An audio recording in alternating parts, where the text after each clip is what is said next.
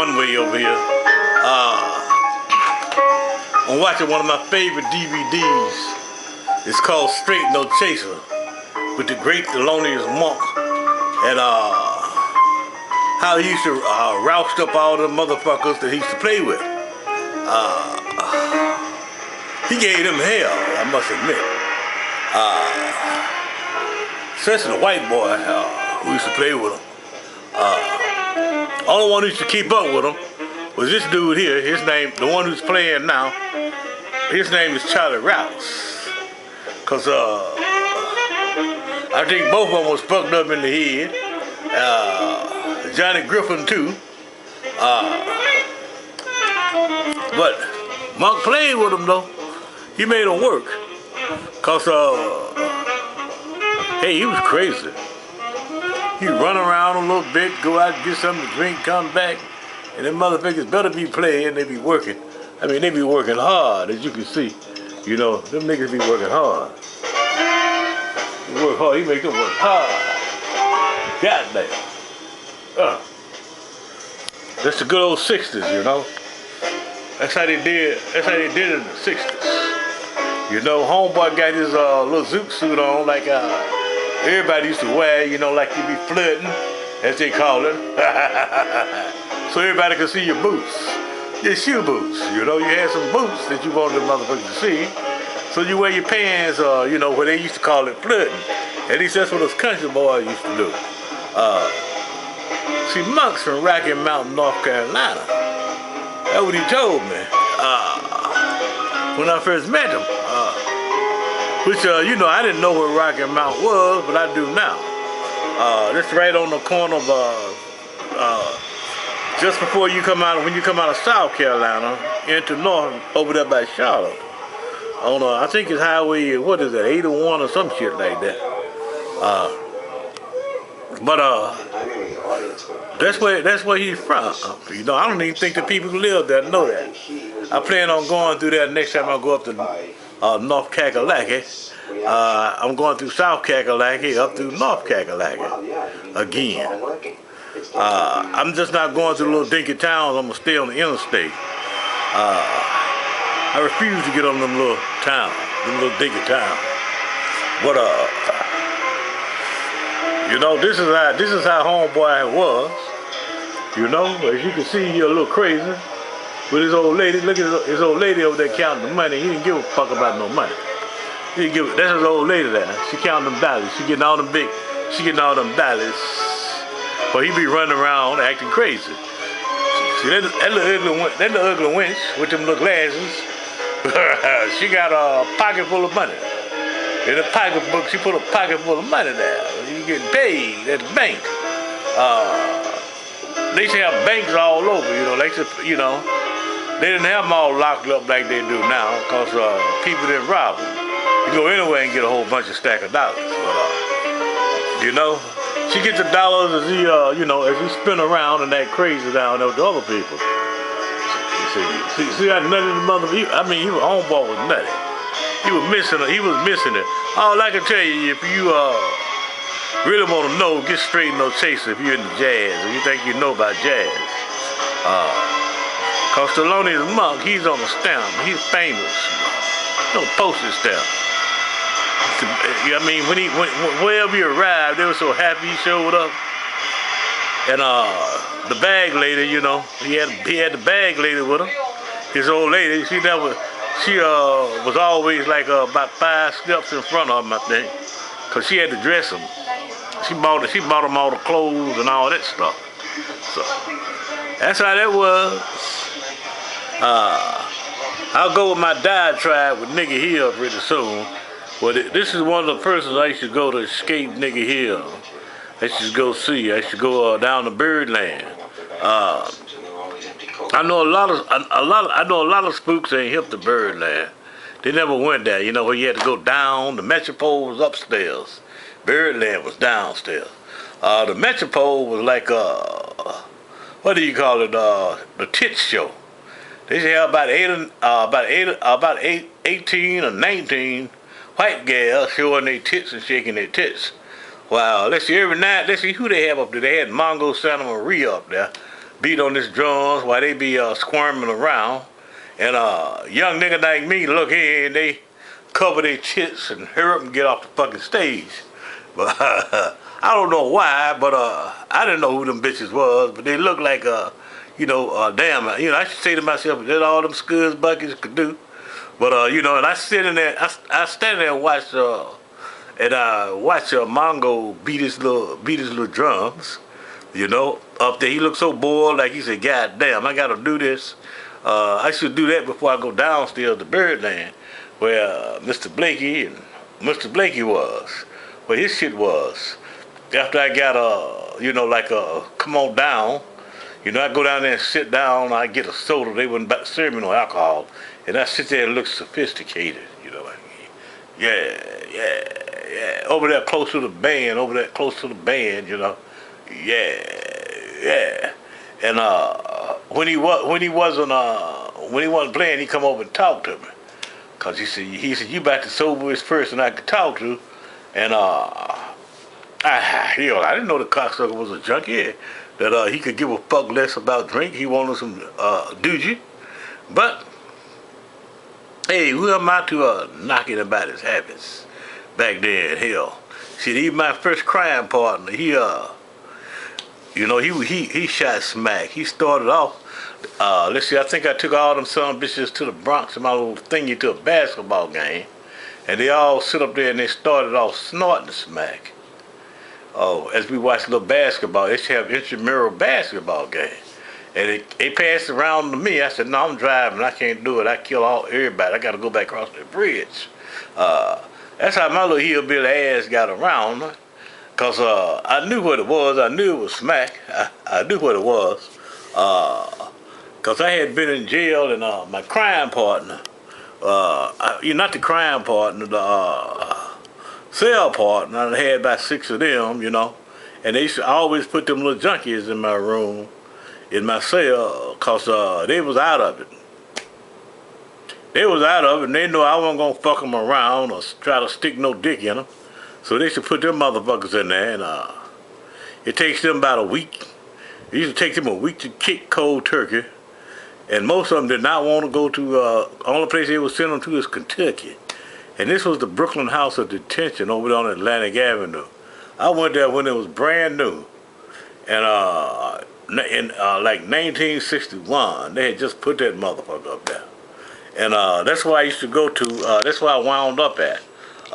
When I got busted for stealing the car out in Great Neck, they stuck me there until they could come get me from Nassau County. And Nassau County let me stay there a couple months.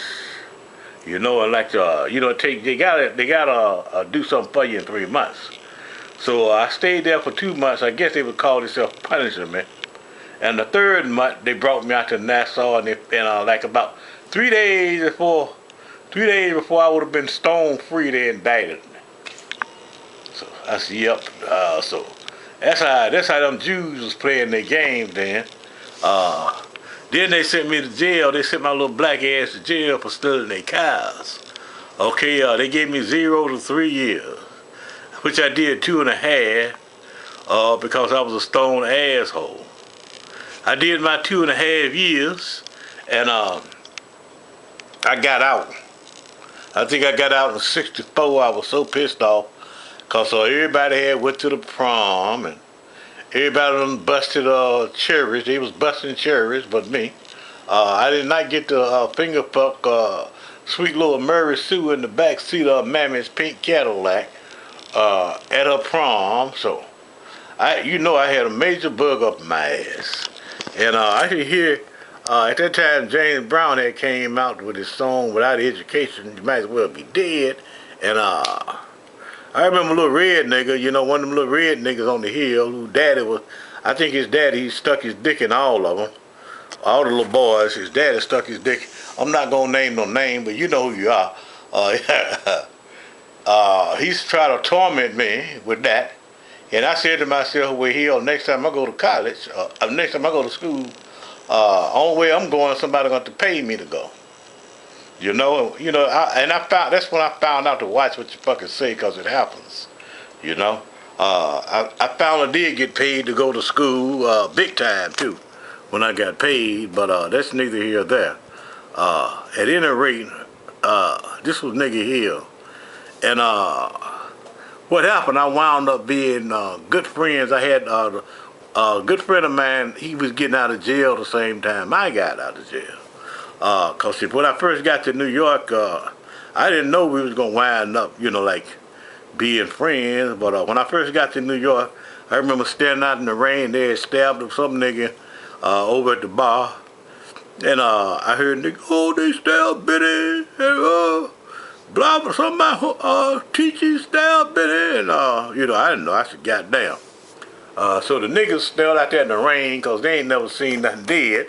They ain't never seen that shit. But down in Chattanooga at the Bucket of Blood, they should have every weekend. Somebody gonna get whacked by somebody. So I wasn't gonna stand out in the rain. I heard one went there, and I heard one went home.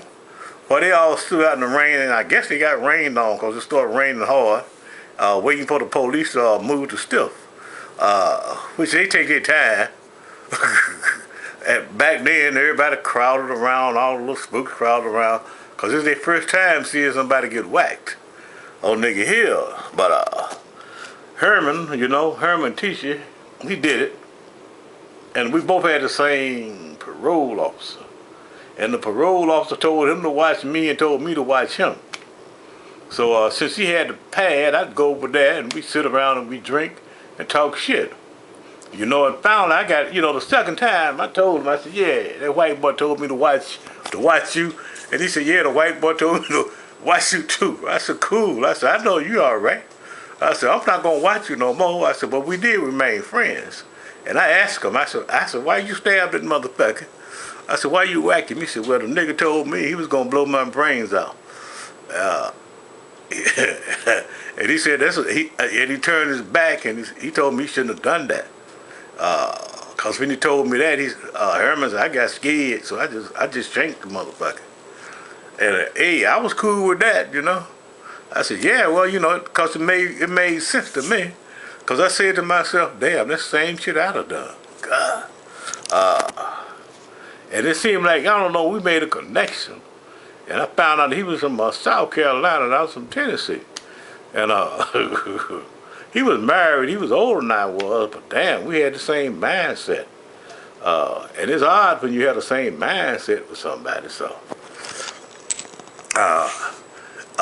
So even though my crime partner, I remember, my first and last crime partner was my nephew, was my grandnephew's, I guess he was his granddaddy on the other side. It's his granddaddy on the other side, and my niece's granddaddy on the side. He was my crime partner. He didn't last. He didn't, how do you say? He's like in the boneyard. He been in the boneyard. He went in the boneyard last century. He just didn't, I don't think he had what it takes to last. He was too, how do you say? He was too spinny heel. That's what I called it. He was too spinny heel. While I was in the NAM, all of them on spinny heel was doing drugs. Cause I should keep in contact with a reverend. He was one of the boys too, and he told me there's something new out here. It's called Skag. And I heard him send him a tape, a cassette, and told him, like Skag is heroin. And heroin kills. And I came back and all of them was strung out. And when I came back, it was all strung out on heroin. And I'm not gonna name no names, but homeboy, he's a preacher today. He got a church up in the Bronx. He's a stone junkie. And they had stone junkies, and then they had the junkies that stayed around. And they got that bug. Cause see, junkies, they all gonna use the same rig. They use the same rig, and if one gets it, they all gets it. And they come back and they spread that blood disease. They spread that shit. And back then, they didn't know what the fuck to do. And people was scared. Ooh, but by then I was in the NA, and I was going to this place called Christopher, over on Christopher Street. at the Hell House, which helped street addicts die, gave them a place to die with dignity.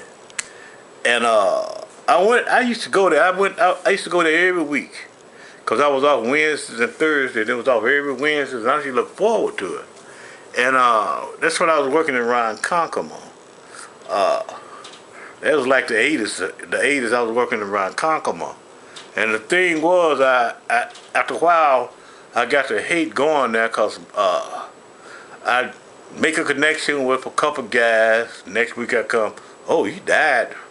He died 2 days ago. And this was happening very often. And that's when I realized how serious the virus was.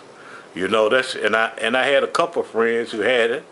And we were friends until they went on to the next world. And I remember getting little thingies with the triangle on it saying silence equal death. I think I got one little button somewhere around here. Now, if I ever get it, I'll show it. I'll show it. But I used to go there because I could get free condoms. They had a big old thing of condoms, you know. And since I was nailing anything, you know, like by then, you know, to tell you the truth, crack had brought down the price of pussy, where you can get some $5 pussy or some $10 pussy.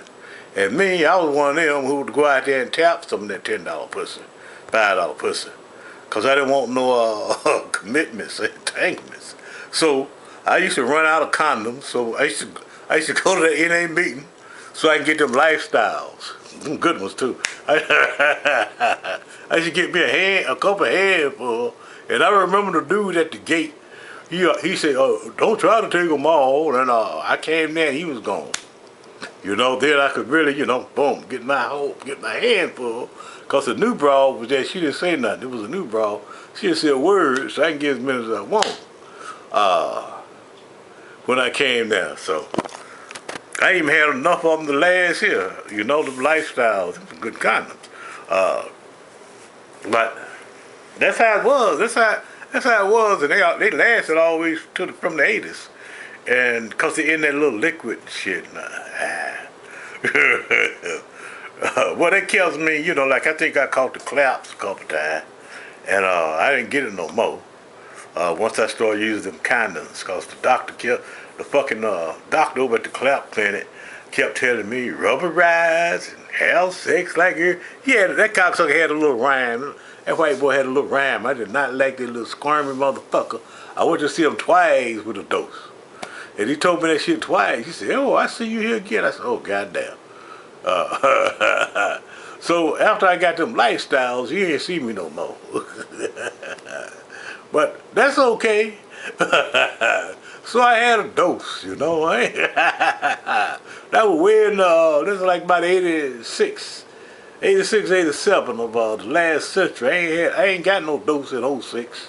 I ain't had shit. I ain't had shit since then. Plus, I know how to make that foxhole inspection. You stick that thing up there, that motherfucker red hot. No. And I don't know. And if she don't have that puppy dog look, that sick puppy dog look, you can run it up there. You know, I can run it up there. I ain't got no BD, because I've been healthy. And they check on my shit. Every time I go to the VA, they take my blood to make sure, goddamn, what this motherfucker got. They look, oh, the lady had nerve to say, "Oh, we don't look for that." Bullshit. That's the first thing they look for. Oh, shit, what this cocksucker got? What he been doing? And they ain't found shit. If they would have found something, they would have told me between the last fucking, about the last 3 or 5 years, they would have said, "Ooh, goodbye. Put your head between your legs, and kiss your ass goodbye." But that ain't happened, so everything must be everything. I think that'll do it for this segment. To be continued.